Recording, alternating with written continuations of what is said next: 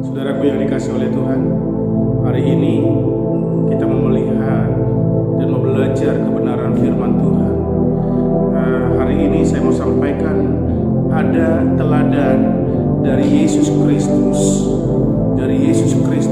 di saat kematiannya. Bahkan di saat-saat kematiannya pun Yesus masih memberi teladan kepada kita semua. Bahkan perlu kita meneladaninya. Apa sih yang diteladani oleh Yesus Kristus?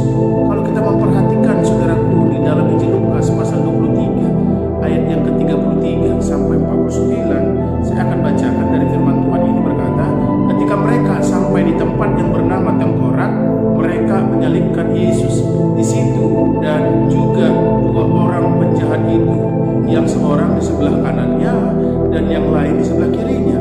Yesus berkata, "Ya Bapa, ampunilah mereka, sebab mereka tidak tahu apa yang mereka perbuat." Dan mereka membuang undi untuk membagikan pakaiannya. Orang banyak berdiri di situ dan melihat semuanya. Pemimpin-pemimpin mengejek dia, katanya, "Orang lain dia selamatkan, biarlah sekarang dia menyelamatkan dirinya sendiri, jika ia adalah Mesias, orang yang dipilih Allah." Juga prajurit mengolok-olok kan dia. Mereka mengunjukkan anggur asam kepadanya dan berkata, "Jika engkau adalah raja orang Yahudi, selamatkanlah dirimu." Ada juga tulisan di atas kepalanya, "Inilah raja orang Yahudi." Seorang dari penjahat yang digantung itu menghujat dia, katanya, "Bukankah engkau adalah Kristus? Selamatkanlah dirimu dan kami." Tetapi yang seorang menegur dia, katanya, "Tidakkah engkau takut juga tidak kepada Allah, sedang engkau menerima hukuman yang sama? Kita memang selayaknya dihukum, sebab kita menerima balasan yang setimpal dengan perbuatan kita. Tetapi orang ini tidak berbuat sesuatu yang salah." Lalu ia berkata, "Yesus, ingatlah akan aku apabila engkau datang sebagai raja." Kata Yesus kepadanya, "Aku berkata kepadamu, sesungguhnya hari ini juga engkau akan bersama-sama dengan aku di dalam Firdaus." Dari pembacaan firman Tuhan ini ada hal-hal teladan yang dibagikan oleh Yesus, yang perlu kita teladani dari Yesus di saat-saat kematiannya. Itu sebabnya kita perlu teladani Yesus. Apa sih yang diberikan oleh Yesus teladan itu? Yang pertama, kalau kita perhatikan, Yesus di sini adalah dia tetap berdoa. Bahkan di saat-saat kematiannya, walaupun sudah mau diserahkan dan terancam nyawanya, namun Yesus tekun berdoa. Bahkan seperti di Taman Getsemani dan bahkan di kayu salib pun dia tekun berdoa.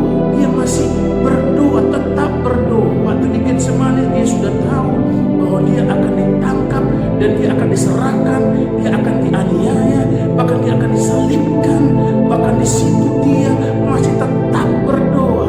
Apapun masalah yang dihadapinya, dia tetap berdoa.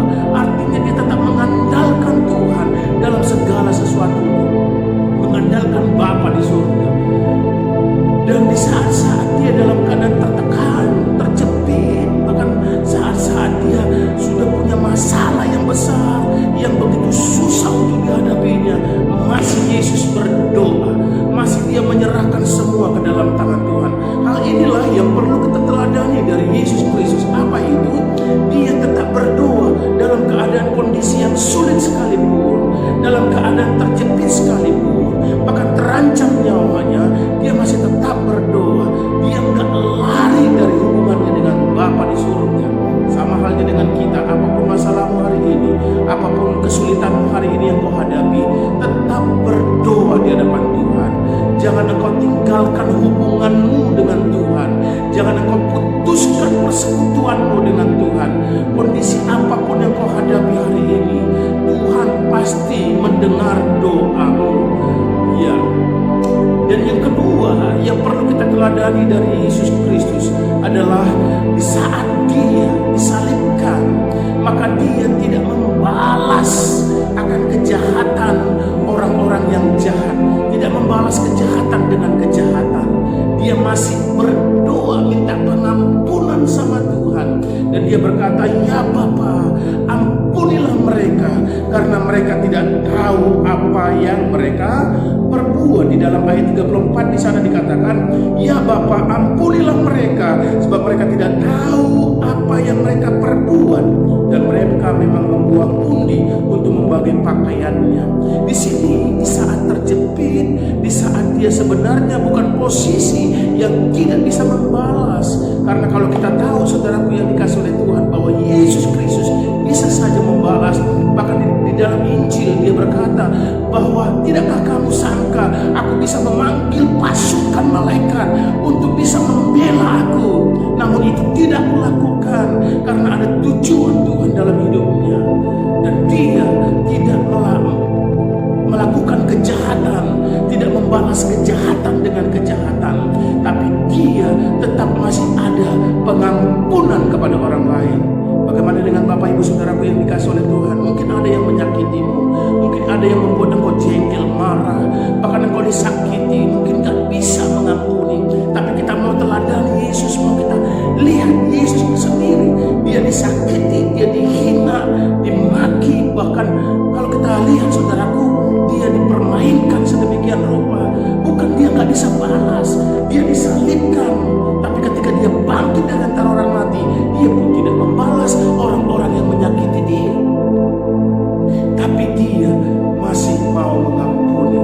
Hal ini yang perlu kita teladani, karena Yesus memberikan teladan, yaitu dia tidak membalas kejahatan dengan kejahatan, tapi dia melepaskan pengampunan. Karena ada kuasa daripada pengampunan. Ketika dia lepaskan pengampunan, maka ada banyak orang-orang yang bertobat, orang-orang percaya kepada Yesus Kristus. Bahkan kuasa pengampunan itu luar biasa.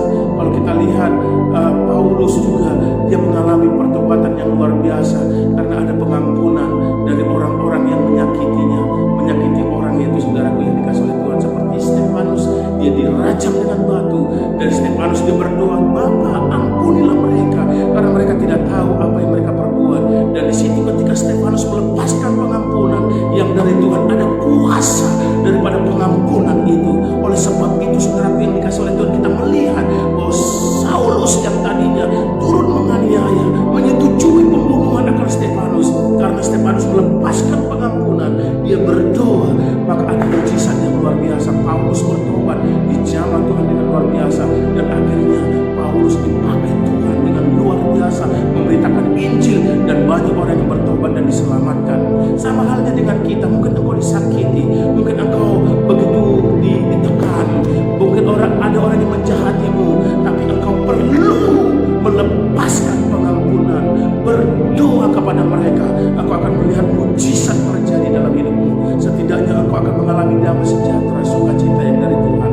Hal yang perlu kita teladani dari Yesus Kristus adalah Tuhan Yesus mati karena mengasihi kita. Saudaraku yang dikasih oleh Tuhan, hal ini juga perlu di dalam hidup kita. Kita mau senantiasa apapun yang kita lakukan, pengorbanan kita itu karena dia mengasihi banyak orang. Dia nggak membenci, dia tetap mengasihi orang sekalipun disakiti, sekalipun dia dihina, dihujat, tapi dia masih mengasihi orang lain. Masih kasihnya mengalir. Kasih Yesus itu adalah kasih agape yang tidak pudar oleh apapun, tidak pudar oleh karena engkau diejek, dihina. Kasih agape itu adalah kasih yang tidak pudar oleh karena apapun, karena memang kasih agape adalah kasih yang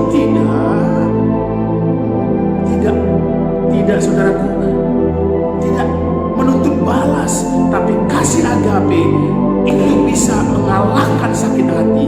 Kasih agape bisa mengalahkan kebencian.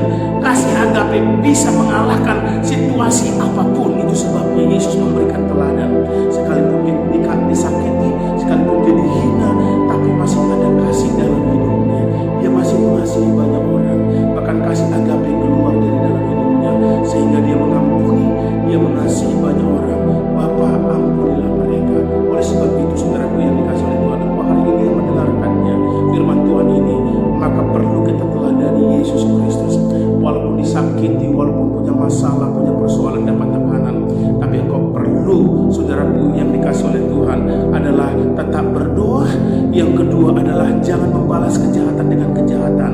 Biarlah engkau mengampuni mereka. Dan yang ketiga, tetap engkau mengasihi mereka dengan kasih agape, tanpa balas, tanpa pamrih, yang tidak pudar oleh apapun. Oleh sebab itu, hari ini kita berdoa, Bapa di dalam Yesus Kristus, berkati Tuhan setiap kami yang ada hari ini.